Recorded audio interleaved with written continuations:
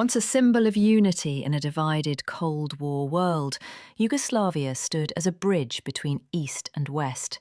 But within a decade it would be torn apart by nationalism, war, and the bloodiest conflict Europe had seen since World War II.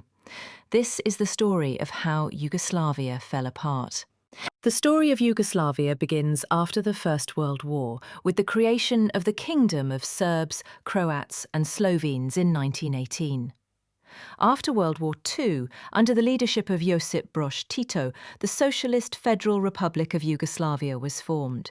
It was made up of 6 republics: Slovenia, Croatia, Bosnia and Herzegovina, Serbia, Montenegro and Macedonia, plus 2 autonomous provinces within Serbia, Kosovo and Vojvodina. Tito's Yugoslavia was unique. It was communist yet independent from Moscow. It was non-aligned, a founding member of the non-aligned movement, and even enjoyed trade and travel freedoms rare in the Eastern Bloc. For decades, Yugoslavia thrived, its citizens enjoying relative prosperity compared to neighbouring socialist states. But beneath this stability, deep ethnic and political divisions lingered, recognizing Yugoslavia's unique position in world politics. But his death left a vacuum. The federal system relied heavily on Tito's personal authority to keep competing nationalist ambitions in check. Without him, cracks began to appear. The 1980s brought economic decline, rising unemployment, soaring inflation, and mounting foreign debt. Regions began blaming one another for the crisis. In Kosovo, ethnic Albanian protests called for greater autonomy, triggering a fierce response from Serbian authorities. In Serbia, a young politician named Slobodan Milosevic rose to power by appealing to Serbian nationalism. By 1989, he had consolidated control over Serbia, Kosovo, Vojvodina, and even Montenegro through political allies, shifting the federal balance of power. It was meant to address the country's growing crisis, but instead it revealed the deep political rift. Slovenian delegates demanded a looser federation and more autonomy for the republics.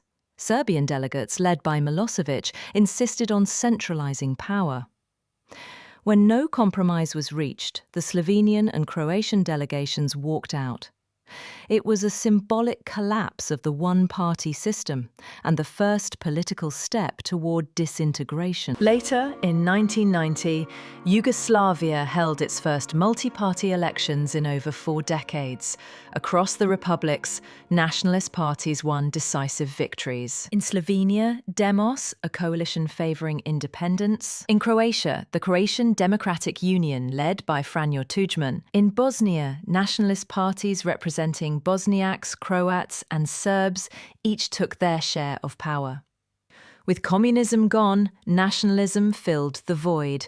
Political rhetoric became more divisive. The Yugoslav People's Army, once seen as a symbol of unity, was increasingly viewed as an instrument of Serbian dominance. On June 25, 1991, Slovenia and Croatia declared independence. The Yugoslav army moved to assert control in Slovenia, sparking the 10-day war. But the conflict was brief. Slovenian forces, supported by an organised civil defence, resisted effectively.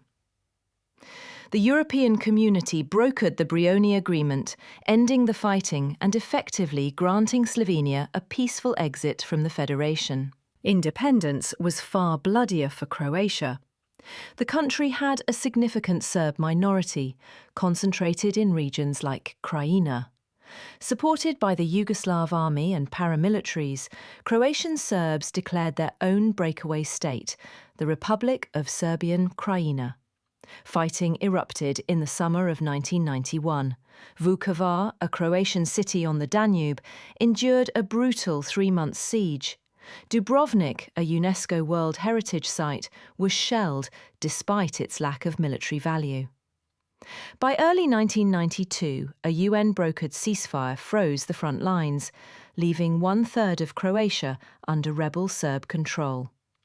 Bosnia and Herzegovina was the most ethnically mixed republic. about 44% Bosniaks, 31% Serbs, and 17% Croats. In March 1992, following a referendum boycotted by most Serbs, Bosnia declared independence. Almost immediately, Bosnian Serb forces, backed by the Yugoslav army, seized large swathes of territory. Bosnian Croats, supported by Croatia, formed their own self-proclaimed state. The capital, Sarajevo, came under siege for nearly 4 years, the longest in modern history. Snipers targeted civilians, and artillery rained down daily. In July 1995, in the UN-designated safe area of Srebrenica, Bosnian Serb forces under Ratko Mladic massacred more than 8,000 Bosniak men and boys, an act later ruled as genocide.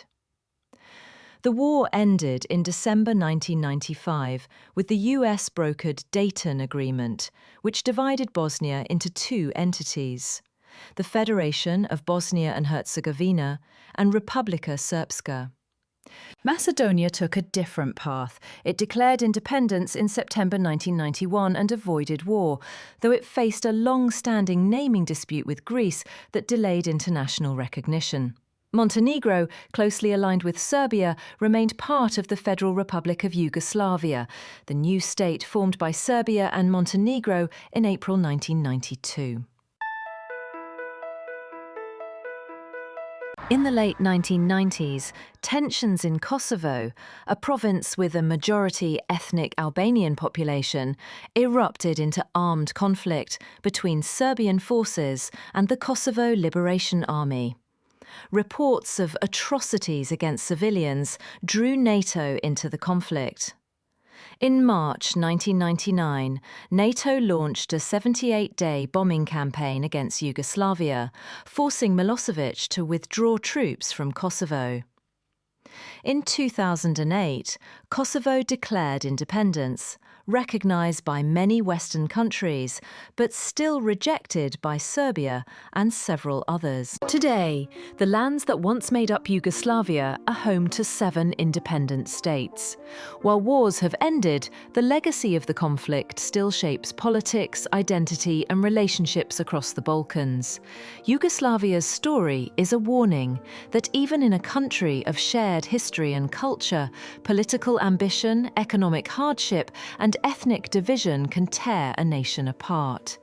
And for those who lived through it, the memory of a united Yugoslavia remains both a source of nostalgia and a reminder of what was lost.